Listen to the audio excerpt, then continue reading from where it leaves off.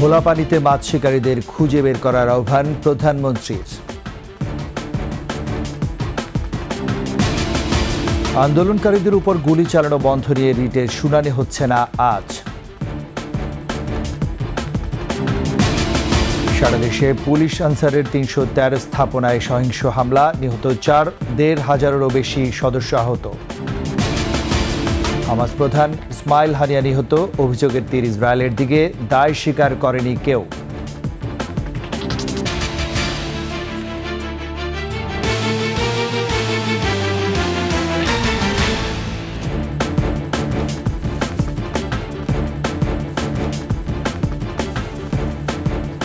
শুনছিলেন first security ইসলামী bank PLC সংবাদ শিরোনাম। আমন্ত্রণ দুপুর 2টার 21 সংবাদের সাথে আছে আমি রাজীব জামান। আর দর্শক, 21 টেলিভিশনের সংবাদ একই সাথে সরাসরি দেখতে পাবেন আমাদের ফেসবুক পেজ www.facebook.com/2124 অনলাইনে। ঘোলা পানিতে মাছ শিকার করে দেশকে পিছিয়ে নেওয়ার চক্রান্তে জড়িতদের খুঁজে বের করার আহ্বান জানিয়েছেন প্রধানমন্ত্রী শেখ হাসিনা। বলেন, সাম্প্রতিক সহিংস ঘটনা তদন্তে জুডিশিয়াল কমিটির পরিধি বাড়ানো হয়েছে, চাওয়া হয়েছে আন্তর্জাতিক সহযোগিতা। কোটা ইস্যু নিয়ে আন্তর্জাতিক অঙ্গনে দেশের ভাবমূর্তি নষ্ট করে কে কি অর্জন করলো তা জানার তাগিদ দেন প্রধানমন্ত্রী। বিস্তারিত জানাচ্ছেন আকবর হোসেন সুমন। ভরবো মাছে মোদের দেশ, গর্ব স্মার্ট বাংলাদেশ প্রতিপাদ্যে দেশ জুড়ে শুরু হলো জাতীয় মৎস্য সপ্তাহ। বঙ্গবন্ধু আন্তর্জাতিক সম্মেলন কেন্দ্রে আনুষ্ঠানিক উদ্বোধন করেন প্রধানমন্ত্রী শেখ হাসিনা। মৎস্য খাতে বিশেষ অবদানের স্বীকৃতি হিসেবে পদক দেয়া হয় 22 ব্যক্তি ও প্রতিষ্ঠানকে। বঙ্গবন্ধু কন্যা মাছ চাষি হিসেবে গ্রহণ করেন বিশেষ সম্মাননা স্মারক। মৌসুমের নির্দিষ্ট সময়ে মাছ ধরা থেকে বিরত থাকা জেলেদের জীবিকা নির্বাহে বহুমুখী সুবিধার সঙ্গে যুক্ত হল স্মার্ট কার্ড। সাম্প্রতিক সহিংস ঘটনায় স্বজনহারাদের প্রতি সমবেদনা জানান বঙ্গবন্ধু কন্যা। কথা বলেন কোটা ইস্যু নিয়ে। কেন এই রক্ত ঝরা? আজকে যাদের আমরা হারিয়েছি, আমি তাদের আত্মার মাগফিরাত কামনা করি। আর যারা আপনজন হারিয়েছে তাদের প্রতি আমার সহমর্মিতা জানাই। আন্দোলনের নামে এই ধ্বংসাত্মক কার্যকলাপগুলি দেশের অর্জনকে নষ্ট করা, আন্তর্জাতিকভাবে বাংলাদেশের ভাবমূর্তি নষ্ট করা, কে কি অর্জন করলো সেটাই আমার প্রশ্ন। ঘটনা তদন্তে আন্তর্জাতিক সহযোগিতা চান প্রধানমন্ত্রী। দাবির অপেক্ষা আমি রাখিনি, আমি তার আগেই জুডিশিয়াল কমিটি করে দিয়ে, এবং আজকে আবার আমি নির্দেশ দিয়েছি। আমরা একজন জজ সাহেবকে দিয়ে করেছিলাম, সেখানে আমি বলেছি আরও 2জন জজ সাহেব দিয়ে, আরও 2জন লোকবল বৃদ্ধি করে দিয়ে এবং তার তদন্তের পরিধি বাড়ানো। সেই সঙ্গে আমরা জাতিসংঘের কাছে আবেদন করেছি যে আমরা আন্তর্জাতিকভাবে বিভিন্ন সংস্থা আছে, বিশেষ করে বিদেশে, তাদের কাছে আমরা সহযোগিতা চাই যে এই ঘটনার যথাযথ সুষ্ঠু তদন্ত। অনাকাঙ্ক্ষিত পরিস্থিতি সৃষ্টির নেপথ্যের গোষ্ঠীকে চিহ্নিত করার আহ্বান জানান সরকার প্রধান। একটা ঘটনা ঘটিয়ে ঘোলা পানিতে মাছ শিকার করে দেশকে পিছনে টেনে নেওয়ার এই চক্রান্তে যারা জড়িত, সেটা আপনাদের খুঁজে বের করা উচিত। ওই 71-এ যারা পাকিস্তানি হানাদার বাহিনীর দোসর ছিল, তাদের চক্রান্ত বারবার আমাদের দেশকে পিছিয়ে নিয়ে গেছে।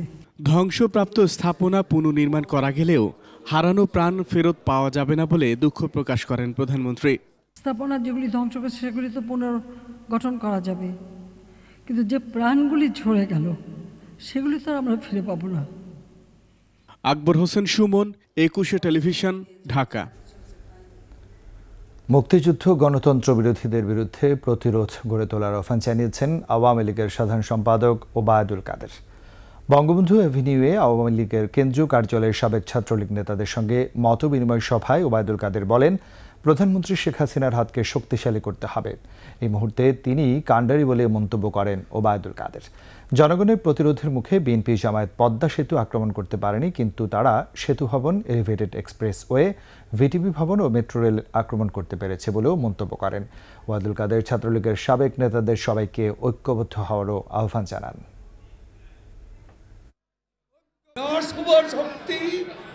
স্বাধীনতা বিরোধী, মুক্তিযুদ্ধ বিরোধী, গণতন্ত্র বিরোধী এই অপশক্তিকে যে কোনো মূল্যে আমাদের প্রতিরোধ করতে হবে। শেখ হাসিনার হাতকে শক্তিশালী করে তিনি আজকে জাতীয় জীবনে স্বস্তি ফিরিয়ে এনেছেন।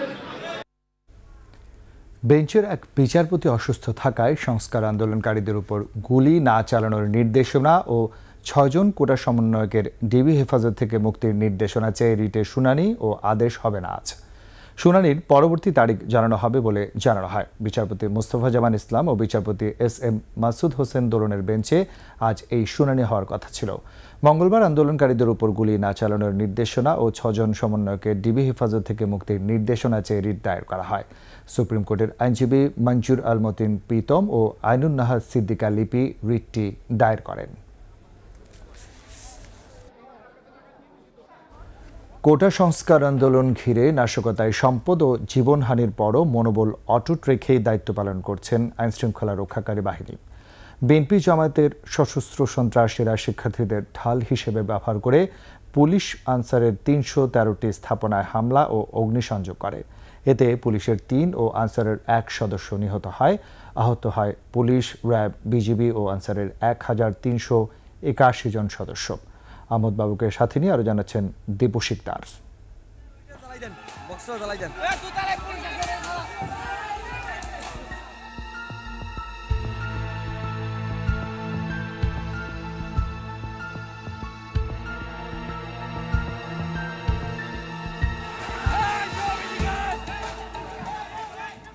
কোটা আন্দোলনকে পুঁজি করে গড়ে ওঠা সহিংসতায় সক্রিয় অংশগ্রহণ করে বিএনপি জামায়াতের সশস্ত্র সন্ত্রাসীরা। দফায় দফায় দেশ জুড়ে চলে হামলা, অগ্নিসংযোগ আর লুটপাট।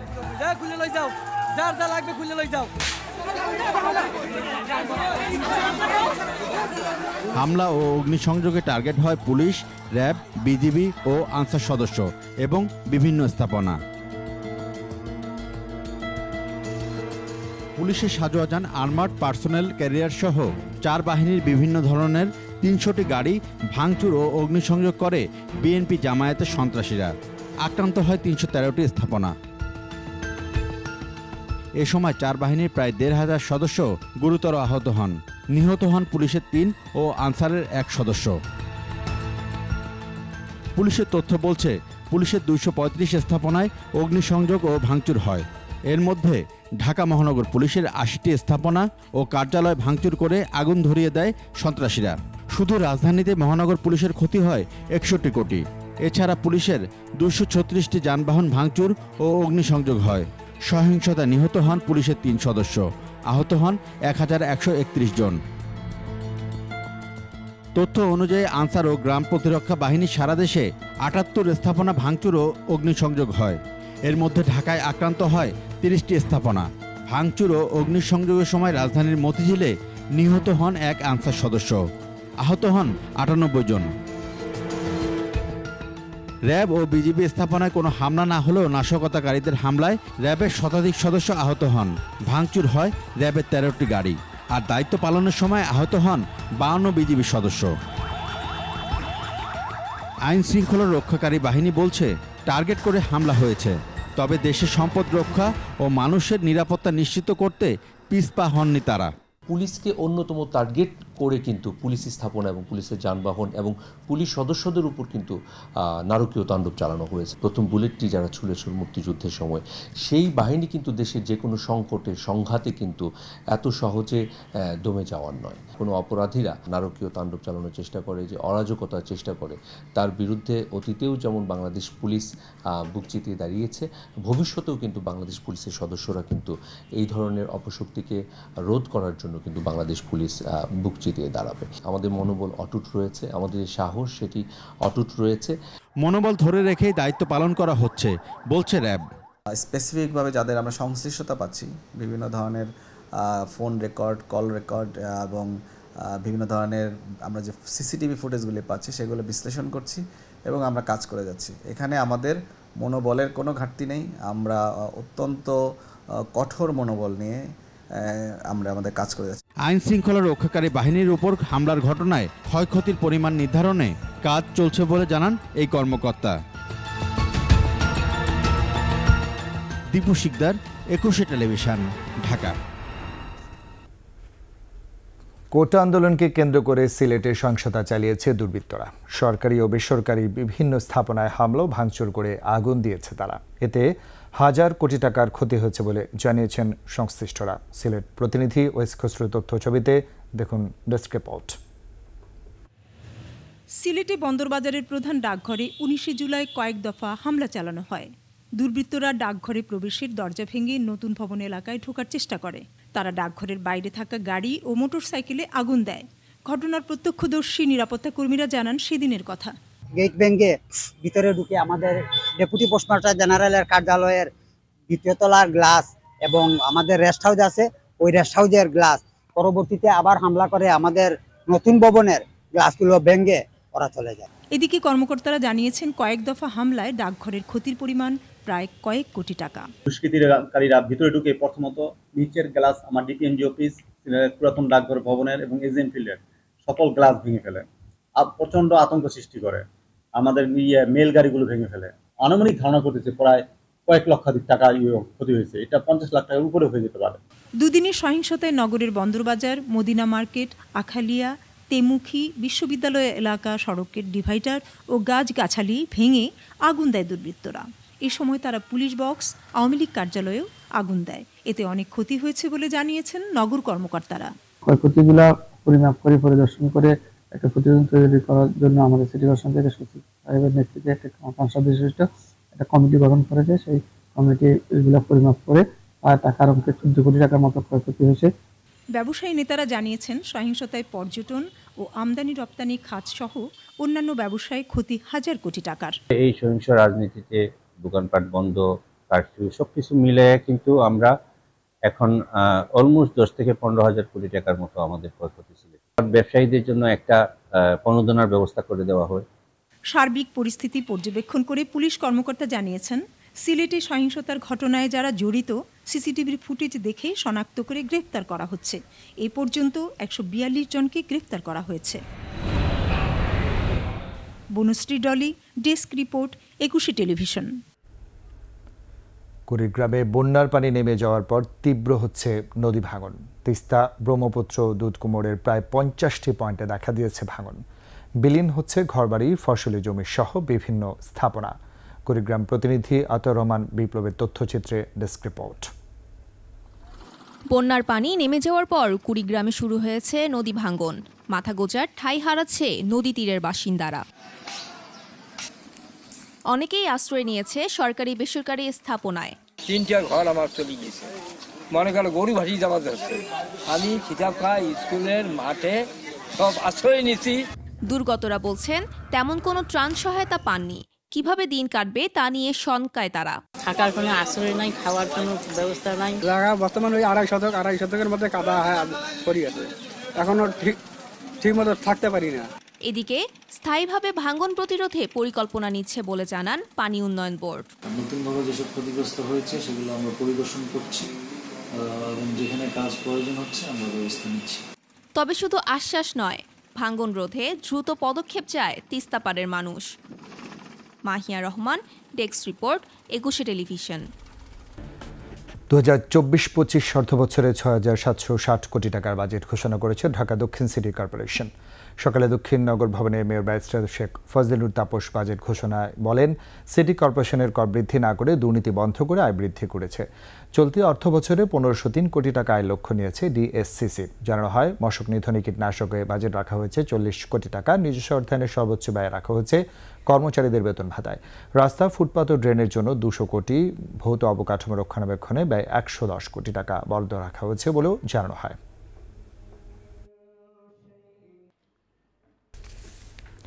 শেষ করছি দুপুর 2টার 21 সংবাদ। যাবার আগে ফার্স্ট সিকিউরিটি ইসলামী ব্যাংক পিএলসি সংবাদ শিরোনামগুলো জানাচ্ছি আরও একবার। ঘোলা পানিতে মাছ শিকারীদের খুঁজে বের করার আহ্বান প্রধানমন্ত্রীর। আন্দোলনকারীদের উপর গুলি চালানো বন্ধ নিয়ে রিটের শুনানি হচ্ছে না আজ। সারা দেশে পুলিশ আনসারের 313 স্থাপনায় সহিংস হামলা, নিহত 4, 1,500-এর বেশি সদস্য আহত। হামাস প্রধান ইসমাইল হানিয়া নিহত, অভিযোগের তীর ইসরায়েলের দিকে, দায় স্বীকার করেনি কেউ।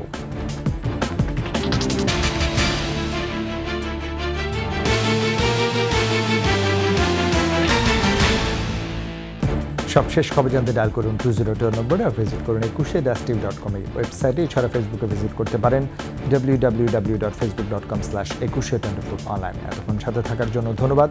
সন্ধ্যা 6টায় একুশের দেশের সংবাদ দেখার আমন্ত্রণ রইল। একুশের সাথেই থাকুন।